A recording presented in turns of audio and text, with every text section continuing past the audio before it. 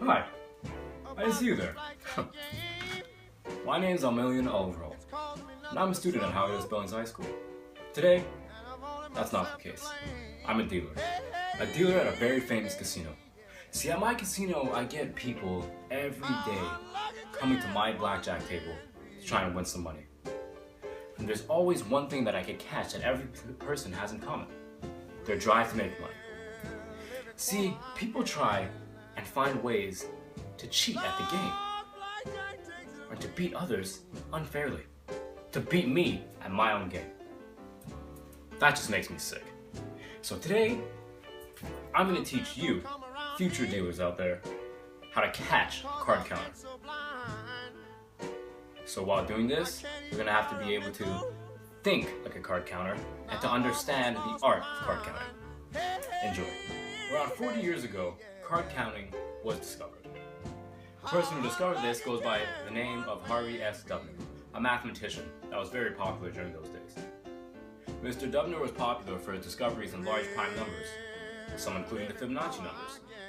What Mr. Dubner did was create a card counting strategy using high cards and low cards, hence the name high-low strategy.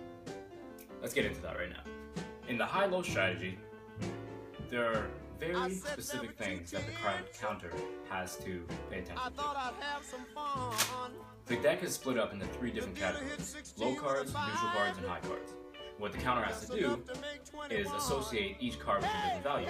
When I say value, I mean cards from 2 to 6 value of +1, cards from 7 to 9 have a value of 0, and any other card, for example 10, jack, queens, kings, and aces, have a value of -1.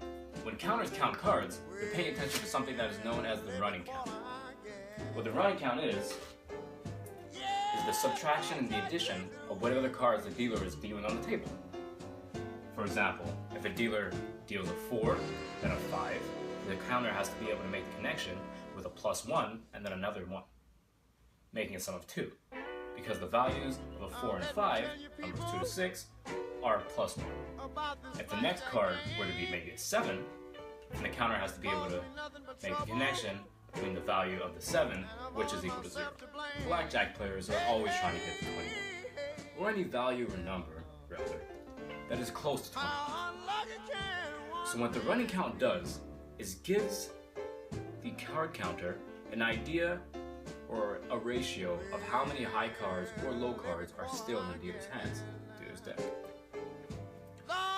So whether the running count is high, this would mean that there is still a high percentage of high cards that are still for grabs once one of the card counters says hit.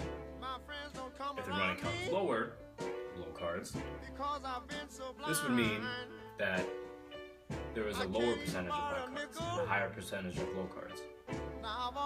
Good for the dealer, bad for the player.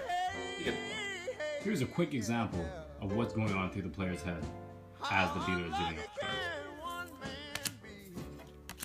-1, +1, value of 0.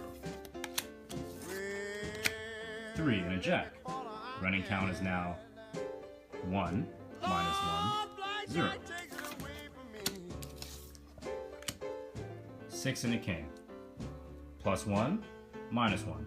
Running count is equal to 0. See, the higher the running count, the better your luck is, and the better chances you have of getting some money after that game.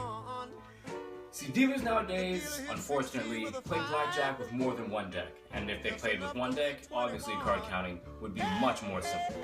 However, they don't.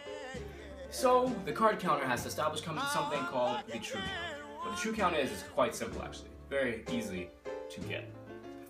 So what the card counter has to do is establish the running count and take that running count and divide it by how many other decks the dealer is using. People would like to assume that the high-low strategy is the only strategy of card counting nowadays, but that is not the case. There are some strategies called the Omega 2 or the Uston SS strategy. See, what all these different strategies have in common is assigning a value to specific cards, and the difficulty arises when there are more values to a larger group of cards. For example, in the Uston SS strategy, the 2, the 4, and the 6 have a values of +2, and the rest of the deck is separated into 5 other subcategories. And in the Omega 2 strategy, the cards are separated into 4 different categories. Whereas the high-low strategy, you only have to think of 3 values. Easier to memorize, easier to perfect. Now, with these tools and this knowledge, I hope that you could find card counters whenever they try and smooth into your gambling table. This has been $1 Million Overhaul. You have a good day.